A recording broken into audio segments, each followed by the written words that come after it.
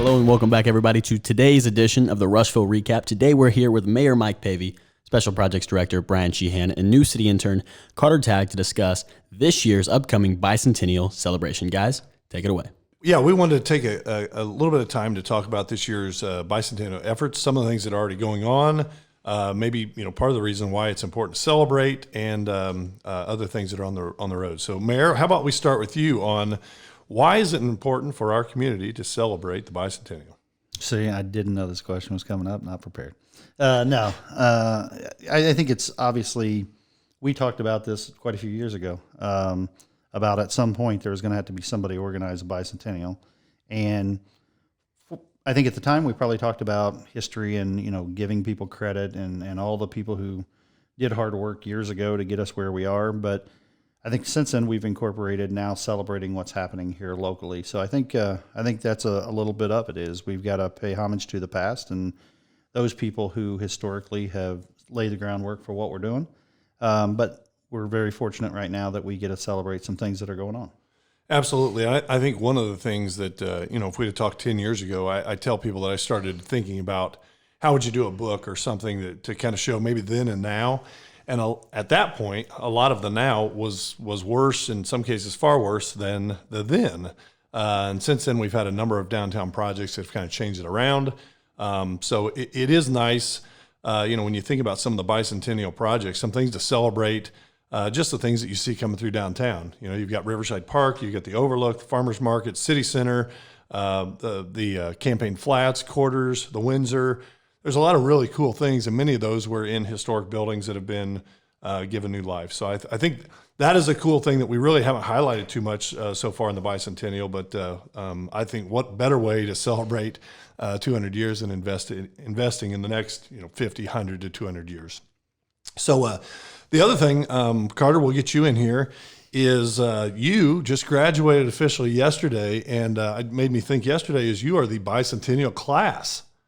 We are, yes. Yes, we are, actually, yeah. So now how many kids are in the class, Smallest class since Tiny. Consolidation. Yeah, it's not much more over 100. I'm not exactly sure the Okay. exact number. So again, that ties into a lot of the things that we're doing, as far as work around the city and the county to try to make sure that we maintain, if not grow population, is to make sure that we are able to be here 200 years from now and celebrate the who knows what that's called. Somebody look that up and call us and let us know what that's called.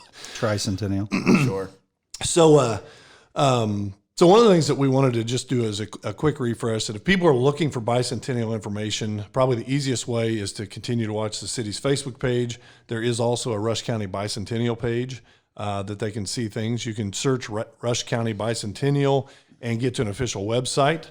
That website now has there's a number of things. It talks about the sponsors and different events that are happening throughout the year. But the interns this last week worked on getting a collection of all Rushville, Rush County video that we could find. And you can now go to one place on that website and watch video. So Carter, what was your favorite video that you found that you had no idea about? It was probably it was pretty cool, the one about the Memorial Gymnasium, it was talking about how old it was and how it's one of the oldest in the state that's still being used. They claim third oldest, still used for high school varsity basketball games played. It was just neat. They talked a little bit about the renovations in it, of like they had windows in the building that they no longer have because it just makes it better, I guess, for games. And we both remember the windows. Yeah, the windows used to be up above, and during the day, the girls always played the Saturday. What I call it, the matinee game or something, and you hardly needed lights just because of all the natural light that would come in back then. And a little bit of your bicentennial graduation that you didn't get to experience was the fact that most classes before you, they had their celebration in the gymnasium. It took like 2 hours. It was usually about 1 to 2 o'clock in the afternoon, to where I think it might have got 150 degrees. Somewhere between 150 and 200 degrees. Yeah, I had the pleasure of sitting through that a couple times. Oh, did you? Okay. Yeah. So, and another thing about the gym, just because I know it gets on Brian's nerves, didn't Newt Rockney have something to do with the gym and the? No. Somewhere, somebody wrote something like that. There was someone like that. I think it was Arthur Truster, though, is who actually did the speech. I always bring it up about the gym, and And Brian always says, no, that's until not you true. prove otherwise. I think it is a wise tale. Or so it is said. Yes, it has been said. Doesn't mean it's accurate or true, but it has been said. So other things to keep an eye out on is we have some merchandise that last year's interns worked on. That is a partnership with Country Made Designs. So if you go to their website or check them out downtown at 2nd and Morgan, there's a number of shirts that featured like Just Right, Pizza King, Deb and Bob Video, lots of the tried and true or businesses that were a big deal back in the day. You can get those. We also are sporting the, take a look right here. I just happen to have one of these, the official Rush County Bicentennial t-shirt. We've got about half of what we started with. So you'll want to get to those pretty quickly. Those are available at City Hall. They're $15, and all that money goes back into future events or programs for the Bicentennial. And we have about 40 of the coloring books left, which again, last year's Bicentennial has kind of helped put that together. And that's a project that raised around $3,000 for the Bicentennial. So pretty cool there. Other big news that's coming soon is we're trying to wrap up our history book. We'll have about I can't remember exactly. I think it's like 140 pages. It's somewhere in there, 140 to 200. I can't remember the exact number, but a hardbound history book that will be coming out that does a great job of featuring the past, but also some of the present, some of the things that you've seen, the people, the projects that have made a difference here recently. And just so everybody knows, the council basically gave Brian the direction to use his time to become the bicentennial guy, the czar of bicentennialism. So Brian took on that role, and I know my lanes, and I when people ask me a lot about the Bicentennial, I'll usually reference them back to Brian because he knows a lot more about all that than me. And then he has the interns work with him to develop the different projects and different programs and stuff like that. So I just want everybody to understand and give Brian credit for the fact that he has run with this whole thing. And I think I saw the Fair Queens. I think the Fair Queens they all had the shirts on. I've seen a lot of different people incorporate them with it, whatever they're doing as a group. So that's cool. Yep, Cool. and to your point too, I've certainly been the chairman, and beside me doing a lot of this activity has been the interns of last year and this year. But we have had a monthly meeting for the past probably maybe 12 months. Kind of getting ready and preparing and getting all the organizations kind of looped in. And that has included people from the city of Rushville, the county, the chamber, the foundation, Heart of Rushville, the Genealogical Society, the Rush County Historical Society, Rush County Heritage. I know Tom Stump helped with the Elks. As I said, the interns, Rushville DAR, Downtown Merchants, Milroy, Glenwood, Carthage, and Indiana Landmarks have all been a part of what we're doing. So it has been a team effort. And one of those that's been a big help, especially on the book, has been John Wilson. So give a shout out to John. He is the official county historian and is helping us wrap up the final pieces of our history book. But John Wilson's also done, I think it's 26 articles over the last, I think it's 26 months that he's been doing that and diving into different topics around town. So you can see those in the newspaper. I believe both the Recorder and Daily News are running those. And then if you go to the Rush County Historical Society on their webpage, you can see all of those articles put together in one place. So that's another thing. Both Carter and Mike, I'm sure you both love cooking. So just wanted to let you know that the cookbook is they're having a Bicentennial Cookbook that I know Jill Carmody and her group has been working on. It's my understanding that will be likely released in June, July. Okay. So that's something coming. The history book I talked about, once we complete that, we're probably a month or two out for printing. So we think we'll have that by hopefully late July, early August, somewhere in there, and lead up towards the so official the celebration. cookbook, sorry, but the cookbook, is that in addition to the Durbin Cookbook that was out there being sold for a while? Yes, and the Durbin Cookbook is one of those things that's still out there and available, that if you're looking for that, they did a reprint, but this is something different that would probably grab recipes from some of the past like that, but also from people around today. Carter's going to be up at college. He may need a cookbook. That's right. You'll need that. And I don't know if they have a ramen noodles section, but from my experience in college, you you can't beat the 12-cent meal. So I certainly hope they do have a section for that because I'll be looking forward to it.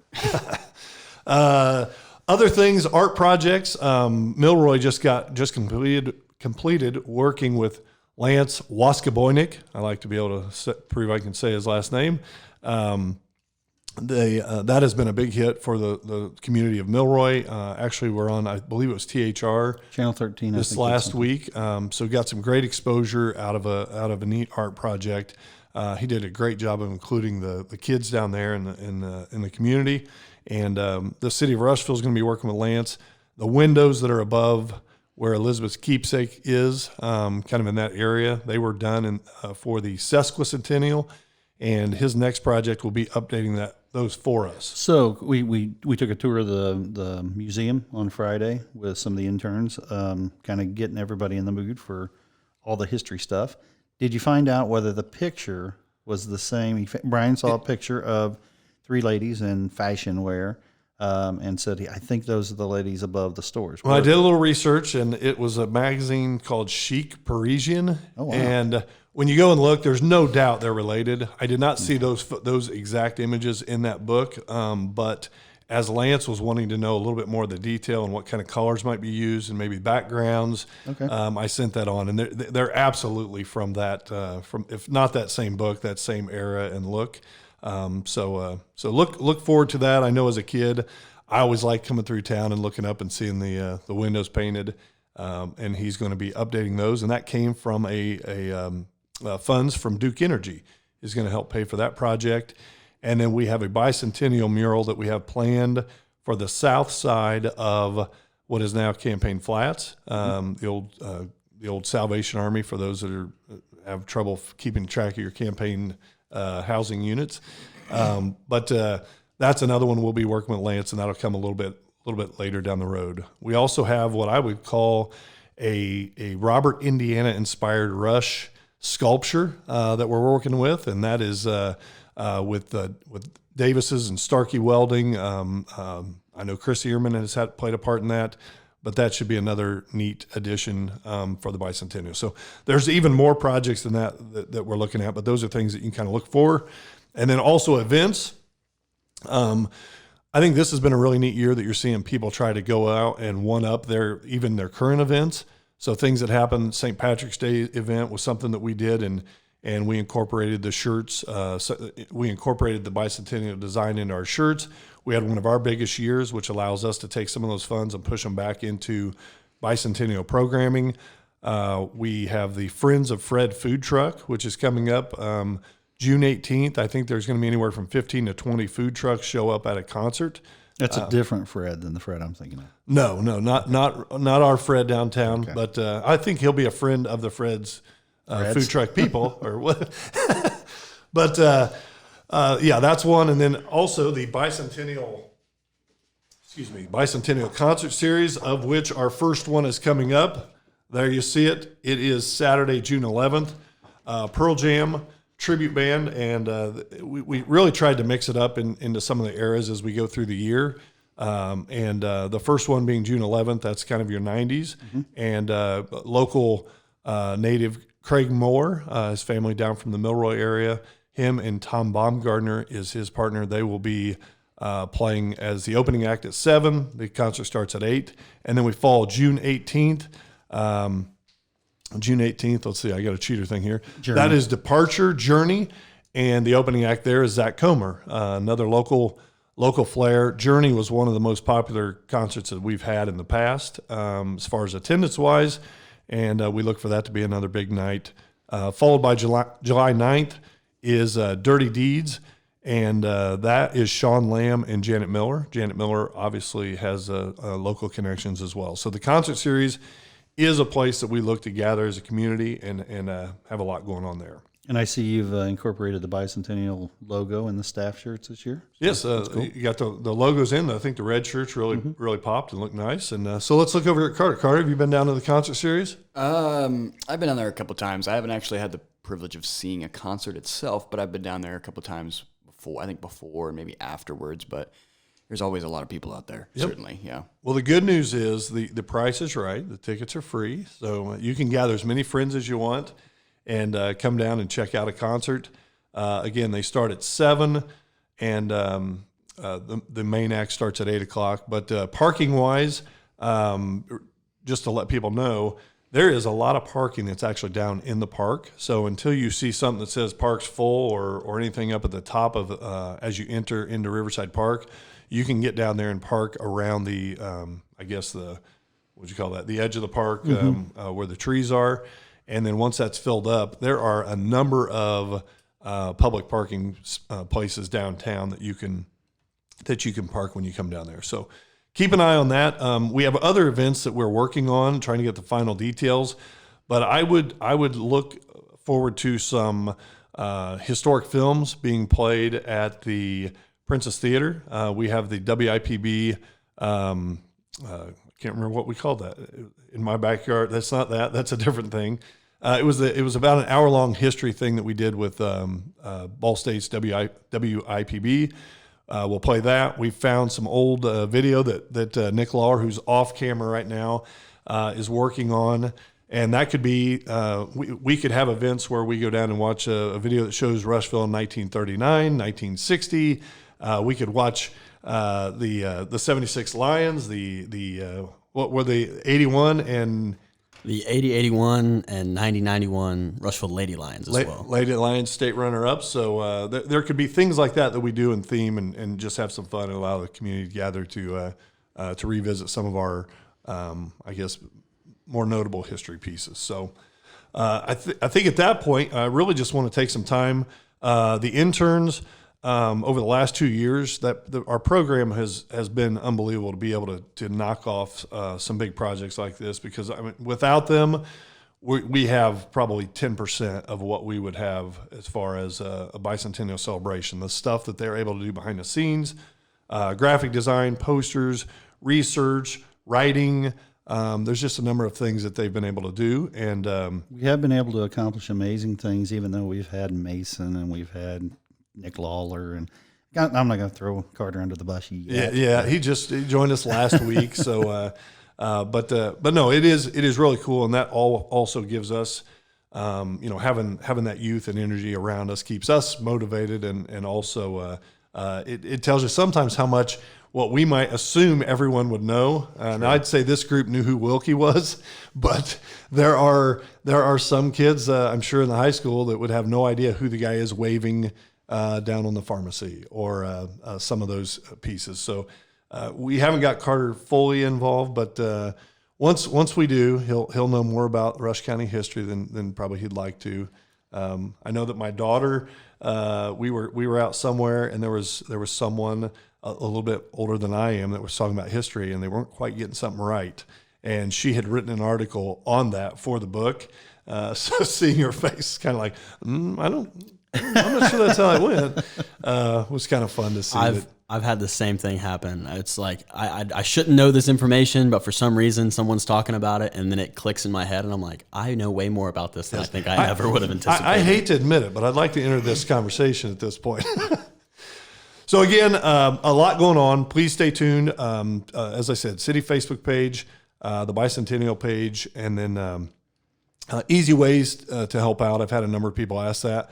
If you don't have a Bicentennial shirt yet, come down and do that. We've got probably a couple hundred of those left, and those times 15 just puts dollars into our coffer to be able to put on an additional event. One of the things that we are looking into also is ways to partner with the museum. And I guess I haven't even talked about that part yet. So the very last thing here is September 17th is kind of that official, everything rolls together for a celebration that day. That's typically Wilkie Days. And there are so many events going on that day. You've got the parade, you've got the festival, you got the Covered Bridge Dinner, which is on the Friday. There's the 5 and 50 bike ride. So of that 5 and 50, I think the 5 mile, I'm not sure I'm going to even do that, but that's probably the closest for me. But those that like to ride their bike a lot can do the 50 mile through each of the covered bridges. And then we end the night with our big concert, which is Eddie Montgomery of Montgomery Gentry, sings songs such as My Town and Where I Come From, kind of great small town anthems. We have Molly Hatchet to gather the 70s rocker group. Eddie Montgomery's probably your 80s, 90s country. And then opening up is Tyler Booth, who is an up-and-coming country guy with a great booming low voice, some good, one of my favorite songs of his is Hank Cranking People. He's kind of a younger party kind of country. So, and Brian Sheehan is what we would describe as some Hank cranking person. So. That's right. So I think that's it. That gives you a quick recap. If you've got any questions, comments, want to figure out how to send a big chunk of money to us to do something to celebrate, feel free to reach out to me. You can email me at bsheehan@cityofrushville.in.gov. So any closing comments, Carter? What do you think about the Bicentennial? I'm excited for it. I'm looking forward to it. Whenever, I got to come last week for the first day of the internship, just first things that I was starting to do was obviously what I expected was the Bicentennial, and clearly I can see that will be the main focus, obviously, for the entire summer. So I'm looking forward to it, absolutely. So. We have a bunch of red bullet points up on our whiteboard that say we need to figure these things out. Too many. Way too many. All right, Mayor, I want to close this out with final thoughts. No, like I say, I appreciate everything everybody's doing. Please don't be offended or don't feel like we're not doing our job if people ask me for the details of stuff, because usually there's so many that other people are handling all of that stuff. So I think we're doing an amazing job of everything. And I think even kind of blows my mind that even today we're talking about, should we introduce this or should we introduce that? And most people at this point would be wrapping up their program and just performing it, but we're still trying to add value to it. So thanks. All right. Well, we'll kick it over there to the man behind the screen. Whether you're bringing your bike to the 5 and 50 bike ride, buying the latest Bicentennial merchandise, or brushing up on your Tyler Booth's Hank Crankin' People, that is it for this edition of the Rushville Recap. Enjoy the Bicentennial celebration this upcoming year.